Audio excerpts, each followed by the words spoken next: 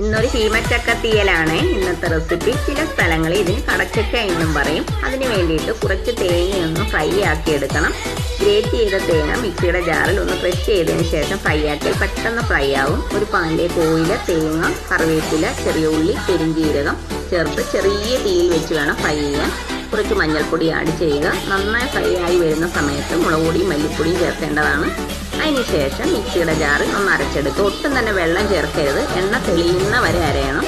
അതിനുശേഷം ഒരു ചട്ടിയിലേക്ക് ചീമച്ചക്ക, ചെറിയ ഉള്ളി, തേങ്ങാക്കൊത്ത്, പച്ചമുളക്, വെള്ളം, മഞ്ഞൾപ്പൊടി, ഉപ്പ് ഇത്രയും ചേർത്ത് അടച്ചു വെച്ചൊന്ന് വേവിക്കാം. വെന്ത് വരുന്ന ആ ഒരു സമയത്ത് കുറച്ച് തക്കാളിയും അരച്ചു വെച്ച അരപ്പ് കുറച്ച് വെള്ളത്തിലൊന്ന് മിക്സ് ആക്കിയതിന് ശേഷം അതിലേക്ക് ആഡ് ചെയ്യുക.